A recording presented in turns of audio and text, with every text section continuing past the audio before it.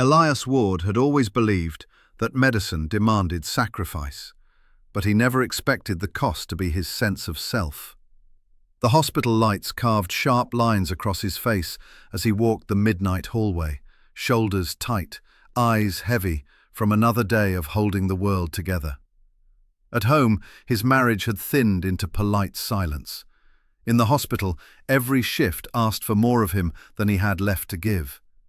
He kept telling himself he was fine, even when the truth pressed like a weight against his ribs. Mara Quinn entered his life on a rain-soaked evening, brought in for a minor injury that should have taken 10 minutes to treat. She sat quietly on the exam bed, hands folded, soft brown eyes following him with a calm that unsettled him. There was something peaceful in the way she breathed, something warm in the way she thanked him for even the smallest gesture. He found himself slowing down, lingering on each step of her care, absorbing the gentleness he hadn't felt in years. "Are you always this serious?" she asked with a faint smile. "Only on Tuesdays," he said, surprising himself with the joke. Their conversations began as harmless moments stolen in the cracks of routine. A quick visit to recheck her stitches, a follow-up she didn't necessarily need. Coffee shared in the staff courtyard under dim lights. He tried to convince himself it was nothing more than kindness, but the more he saw her, the more he felt something shifting inside him, loosening a knot he didn't know he'd tied. She touched his wrist once while laughing, and the warmth shot through him faster than he could hide. "Sorry," she murmured. "It's fine," he said, though his pulse betrayed him. One evening, when the hospital was quiet and the rain tapped softly against the windows, she told him she had no one waiting at home. He didn't ask why, though he wanted to. She looked at him like she saw the exhaustion he hid from everyone else, and he let her. That night, the line he had sworn never to cross dissolved between them, fragile and forbidden. Afterward, guilt gnawed at him in sharp, restless moments. He would step into a patient room and feel Mara's lingering presence somewhere behind his ribs. He would return home to his wife's distant politeness and feel the weight of what he'd done settle deeper. He kept telling himself it was a mistake he would undo tomorrow. But tomorrow never came soon enough. When Mara returned for another checkup, she looked at him with quiet certainty, as though she had already forgiven him for the things he hadn't admitted aloud. "You've been avoiding me," she said softly. "I'm trying to think clearly," he answered. "Does that mean staying away from me?" He didn't respond. The ground between them felt unsteady, like a decision waiting to break. As she stood to leave, she winced and pressed a hand to her side. "Are you okay?" he asked. "Just a weird ache. It's nothing." He watched her walk down the hallway, the unease rising before he could explain it. He told himself she was fine, that distance was the right choice, but the image of her flinching lingered long after she disappeared. By the next morning, the ache she brushed off would become impossible to ignore, and Elias would learn too late that stepping back from her was the last thing he should have done. The next 48 hours blurred into a parade of emergencies, but Elias couldn't shake the image of Mara's hand pressed to her side. He tried to convince himself it was a muscle strain, maybe stress, maybe nothing at all. Yet every time he walked past the corridor where she'd disappeared, the same uneasy pull dragged at his thoughts. On the third morning, as he sipped lukewarm coffee in the charting station, a soft, trembling voice broke through the hallway noise. "Dr. Ward?" He looked up sharply. Mara stood by the wall, clutching her coat with white-knuckled fingers. Her face was paler than he remembered, lips tinged with a faint bluish hue. A blotch of dark purple marred the underside of her jaw, a bruise that hadn't been there days ago. "What happened to you?" he asked, rising quickly. "I don't know," she whispered. "Something's wrong." He guided her into an exam room, trying to keep his hands steady. When she slipped off her coat, the breath left his chest. Dark streaks traced the veins on her arm, almost like someone had drawn ink beneath her skin. "Did you hit anything? Fall? Take anything unusual?" he asked. She shook her head. "I woke up like this, and it keeps getting worse." He pressed a cool stethoscope to her chest. Her heartbeat fluttered too fast, too shallow. She winced with each breath. "Why didn't you go to the ER sooner?" She hesitated. "Because I didn't want them asking questions. About us." His throat tightened. "Mara, whatever this is, it's serious. You need full workups." A soft knock broke the silence. Nurse Valerie Cho stepped into the doorway, eyebrows lifting slightly at the sight of Mara. She was known for catching things others missed, and Elias could already see her calculating eyes moving between them. "You want me to start labs?" she asked. "Yes," Elias said quickly. "CBC, liver panel, renal panel. Add coagulation tests." Valerie nodded, but didn't leave immediately. Her gaze lingered on Elias for a beat too long, as if she'd picked up on something unspoken. When she finally stepped out, Mara exhaled shakily. "I shouldn't have come here," she murmured. "I didn't want you to see me like this." "I'd rather see you like this than not see you at all," he said, before thinking. The truth of it hit him harder than he expected. Her eyes softened. "Elias, I didn't tell them about you." His pulse stopped. "Tell who?" She opened her mouth to answer, but a sudden wave of dizziness hit her. She swayed, gripping the table. "I'm fine," she insisted weakly. "You're not," he whispered, steadying her. When Valerie returned, she carefully placed the lab tubes into a tray. "Her vitals are unstable," Valerie reported, reading the monitor. "Whatever's happening is spreading fast." Elias nodded, jaw clenched. "Page infectious disease, and get a bed ready upstairs." As Mara lay down, her hand brushed his arm. "You believe me, right?" she whispered. "About what?" "That this isn't normal, that something else is happening." He didn't answer, because he didn't know what to believe. But the fear in her eyes was real, raw, pleading. Minutes later, Valerie returned with a chart in her hand, expression tightening. "Her labs are odd," she said. "Bruising without trauma, coagulation off, liver enzymes elevated. It's like her blood is breaking itself down." Mara glanced between them. "What does that mean?" Elias forced calm into his voice. "It means we're going to find out." But deep inside, the unease from days earlier sharpened into something colder, heavier. Someone else knew about them. And whatever had started inside her body wasn't finished yet. Upstairs, a visitor she didn't expect would soon be waiting, and Elias had no idea the man's arrival would push everything toward disaster. Mara was moved to the 4th floor by evening, her condition shifting in unpredictable waves. One moment she could sit upright, whispering questions through trembling lips. The next, she would curl inward, clutching her ribs as if something inside her body was tightening like a fist. Elias stayed close, telling himself it was only medical duty, though the truth gnawed at him every time she looked his way. The hallway outside her room buzzed with visitors coming and going, but one figure stood apart, still, silent, leaning against the far wall.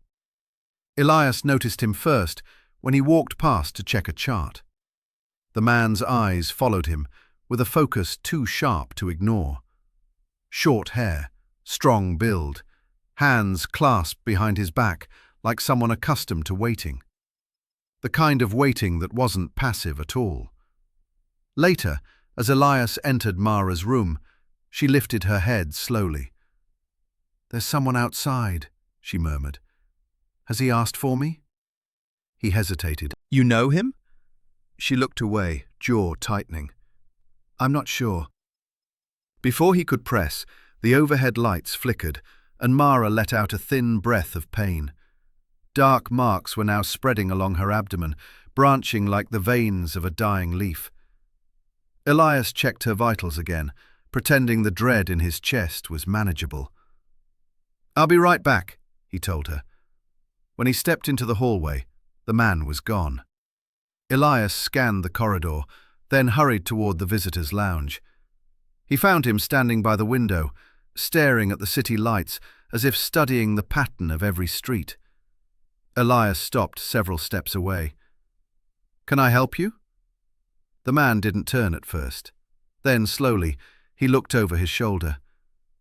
"I'm just waiting," he said. His voice was low, controlled. "For someone in particular?" Elias asked. The man's mouth twitched, almost a smile, but not quite. "I'm here for Mara Quinn." Elias felt the ground tighten beneath him. "Are you family?" "No." A pause. "But I know her better than most." Elias sensed something cold settle around them.